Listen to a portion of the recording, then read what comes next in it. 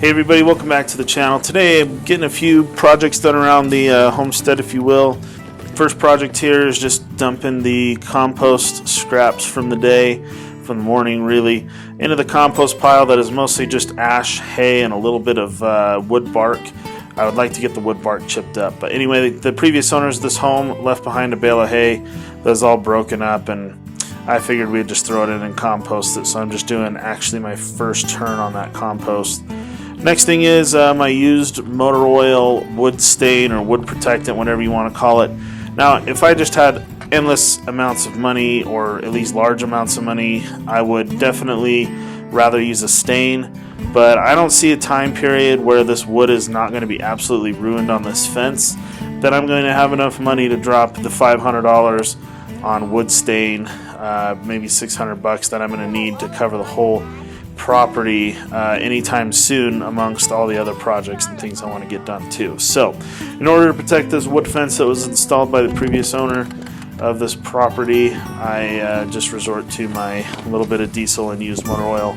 It actually looks pretty good once it soaks through. You can see the older part of the fence they're far away from me. It actually doesn't look too bad. It's not quite so dark and quite so red, but yeah, I just get a little bit done here and there on this wood fence. I shouldn't even say here and there. I try and fill up a tray and put it all on the fence once a day. Just trying to get a little bit done at a time, because I'll go crazy if I try and get it all done in a day or two or a weekend or something.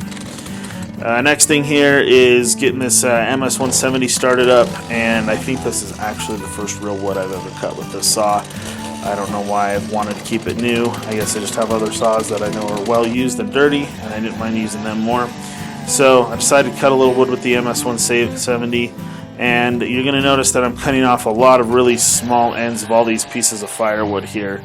And pretty much the purpose in that is that this wood was all cut just a little bit too long, and so I'm cutting just a little bit off the end so it can fit in the wood stove and or fit in the splitter to be split if it needed split. So it's all just a little bit too long. Just needed to cut a little bit off the ends of it all. I've got a little scrap firewood bin that pretty much just holds anything that won't stack very well, and either at the start of next firewood season or at the end of this one, I'm not sure what it'll all be seasoned for. Some of it's seasoned, some of it's not. We'll get all that firewood and just burn it all at one time when we're not really exactly needing the most warm fires, and we'll get rid of it. You know, if it burns, if it heats the home up, I don't see a reason to get rid of it. I'm not a firewood snob. You know, some people are. Some people like only the best, nicest stacks of wood. I don't mind burning a little bit of trash here and there, if you want to even call this trash. It still burns. It'll still keep the wood stove warm. So just cutting off the end so we can put it in the log splitter and fit it in the wood stove here. Getting a little bit of footage with the MS-170 for future reviews. So if you like chainsaw stuff, firewood stuff, firewood related content, still chainsaw related content, then make sure you subscribe so you can catch future content I make on this saw. I plan to do an MS-170 versus MS-180 comparison in the near future. I just need to get a little bit of footage with both those saws. Lots and lots of experience. I just haven't been willing to take the camera out to go film a whole lot with both the saws, just because I've really just been wanting to get the wood cut at the house, because that's our primary source of heat. In fact, other than when we leave town and turn on the furnace, it's really our only source of heat. So yeah, to start off with, the MS-170 definitely cuts firewood pretty nicely. I think it does a pretty good job. Of course, I had a nice sharp chain on there. It doesn't feel a whole lot different than the MS-180 for a real quick, not side-by-side comparison. There's definitely a lot more to say that in the actual MS-170 versus MS-180 comparison review video. But yeah, I like the saw so far. Pretty nice little chainsaw. Of course, after I get it all cut up, now it's time to split it. Split a few pieces of wood here with the Harbor Freight electric 5-ton log splitter on the stand I welded together. Just putting this thing through its paces, getting a good season of firewood through it. Not that I've split every piece of firewood on this thing that I burned. I've probably hand split at least half of what I what I do. Hand splitting probably tends to be a little bit faster, but sometimes I just don't feel like hand splitting. I like the exercise from it a little bit, but sometimes it's nice to just go ahead and pull out the electric log splitter. I don't even have to pull it out, it just hangs out here on the stand on the side of my house. And split the wood over here with it, just a little bit easier. Just kind of saves the back a little bit, and you know, if I'm feeling a little bit lazy but want to get some wood split, it's nice to have around. So of course, after it is split and cut, got to stack it. So I stack it in these 50 or 250 gallon tote steel crates with the tanks taken out of them. This one actually used to be my old compost bin, and yeah, they hold my firewood that's ready to burn. So the last big project of the day, this is the main thing I worked on for several hours instead of just little half-hour chunks or whatever. This is trying to get this area somewhat prepared for a retaining wall to be built.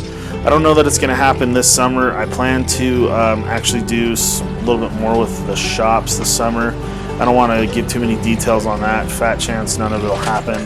It'll just kind of depend on what kind of funds we get from several different sources, and if there's enough money for it. So what I'm trying to do is just take my ripper here and run it behind my 1952 Ford A&N and break up this really hard packed dirt. It takes me quite a while to finally get that ripper set into the ground. So actually I had to go where I had already ripped up some of the ground around my property and sink it in there and then drag that ripper all the way through up to this hill in order to actually finally get it in and start breaking up the hill a little bit where we're going to put the retaining wall in. And finally was able to break it up a little bit. Like I said, I didn't film this portion of my day very well. I should have moved the camera around a little bit more and showed a few different angles on this thing, and really showed all the box blade and grading blade work that I did. But pretty much just got the ripper work done, cleaned it up a little bit, leveled it out, and then brought out the dump trailer with the pickup truck to drop all this manure so that we could till it in to our basically gravel pit here of a garden.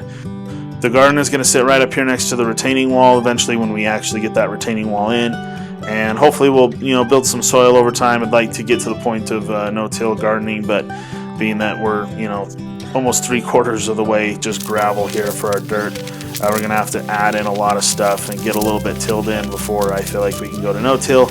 We got some chicks. We ordered them hoping that they would come a couple of weeks ago now, and we weren't able to get them. Next tentative date is supposed to be in May, so chicks are hard to get with all the egg stuff going on. So that's kind of the first animal we plan to add on top of this garden that we're planning to put in. So mostly just want to produce our own food and produce our own heat, and just kind of fix and maintain our own stuff here. That's kind of the purpose of this whole thing. I'd call it homesteading. I don't know if you would call 3/4 of an acre a homestead, but that's pretty much where I'm at with it. I of course own 2.5 acres about a couple miles away from here that might support a beef cow for a little bit. Gonna try and put some pigs there eventually, but this is all very expensive, very hard to get into, very hard to get started.